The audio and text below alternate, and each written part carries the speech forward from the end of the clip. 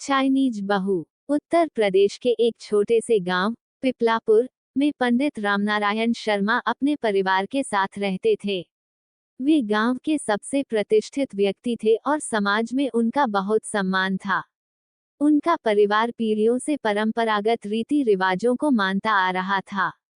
उनके इकलौते बेटे अमित को उन्होंने बड़े लाड़ प्यार से पाला था और उसकी शिक्षा के लिए शहर भेजा था। अमित शुरू से ही मेधावी छात्र था। उसकी पढ़ाई में गहरी रुचि थी और उसे कुछ नया सीखने का बहुत शौक था। 12वीं की पढ़ाई के बाद उसने इंजीनियरिंग की प्रवेश परीक्षा में टॉप किया और छात्रवृत्ति पाकर चीन की एक प्रतिष्ठित यूनिवर्सिटी में पढ़ाई के लिए चला गया। पंडित रामनारायण और उनकी पत्नी सुमित्रा देवी को अपने बेटे पर बहुत गर्व था, लेकिन उन्हें ये बिल्कुल भी अंदाजा नहीं था कि उनका बेटा विदेश में न केवल शिक्षा ग्रहण कर रहा था, बल्कि अपने जीवन का सबसे बड़ा फैसला भी लेने जा रहा था। चीन में पढ़ाई के दौरान अमित की मुलाकात हुई ली से। ली एक चाइनीज लड़की थी, पढ़ाई में कुशाग्र और संस्कारी। दोनों की दोस्ती धीरे धीरे गहरी होती चली गई और दोस्ती का ये रिश्ता कब प्यार में बदल गया, इसका अंदाजा खुद उन्हें भी नहीं हुआ। अमित और ली के विचार आपस में बहुत मिलते थे और सबसे बड़ी बात यह थी कि ली भारतीय संस्कृति को समझने और अपनाने के लिए बहुत उत्सुक थी।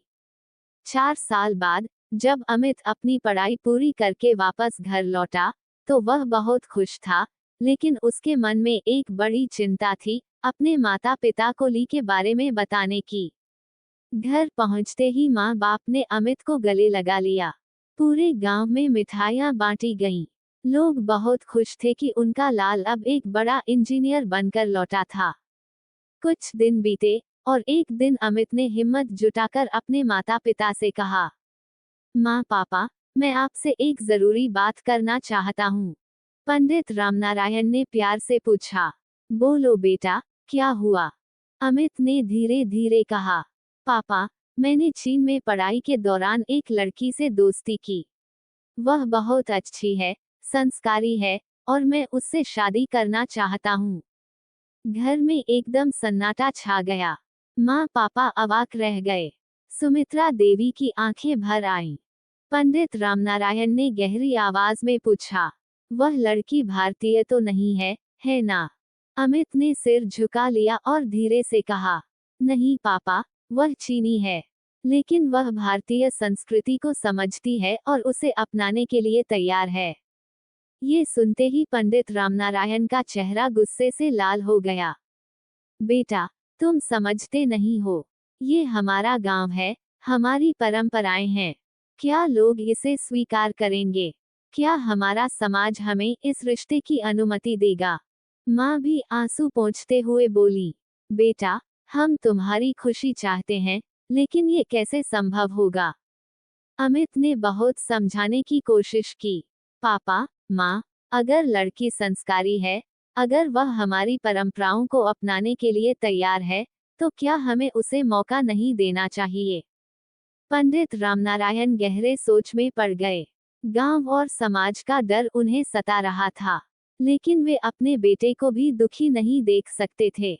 बहुत सोचने के बाद उन्होंने कहा, ठीक है, हम लड़की को देखने के बाद ही कोई फैसला करेंगे। उसे भारत बुलाओ। अमित ने ये खबर ली को दी और ली बहुत खुश हुई। वह तुरंत भारत आने की तैयारी करने लगी। उसने भारतीय परंपराओं के बारे में पढ़ना शुरू किया, हिंदी सीखने की कोशिश की और भारतीय परिधान भी खरीदे। कुछ हफ्तों बाद ली पहली बार भारत पहुंची। अमित उसे हवाई अड्डे से लेकर गांव आया। गांव में विदेशी बहू को देखने के लिए लोगों की भीड़ इकट्ठा हो गई थी। ली ने पारंपरिक साड़ी पहनी थी, माथे पर बिंदी लगाई थी और हाथ जोड़कर नमस्ते किया। लेकिन फिर भी लोगों के चेहरों पर संशय था।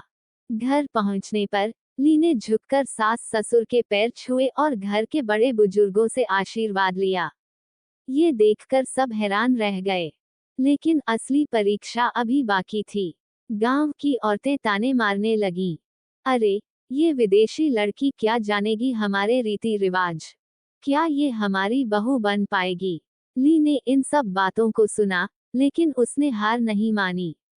उसने माँ के साथ रसोई में जाना शुरू किया, भारतीय व्यंजन बनाना सीखा और धीरे धीरे घर के कामों में हाथ बटाने लगी। गांव में एक बड़ा धार्मिक आयोजन हुआ, जिसमें प्रसाद बनाने की जिम्मेदारी ली को सौंपी गई। ली ने पूरी मेहनत से प्रसाद बनाया और जब लोगों ने उसे चखा तो सब चकित रह गए। स्वाद बिल्कुल वैसा ही था जैसा भारतीय परंपराओं में होना चाहिए। धीरे धीरे गांव वालों की सोच बदलने लगी। ली ने गांव की महिलाओं को चाइनीज व्यंजन बनाना सिखाया, बदले में वे उसे भारतीय परंपराएं सिखाने लगीं।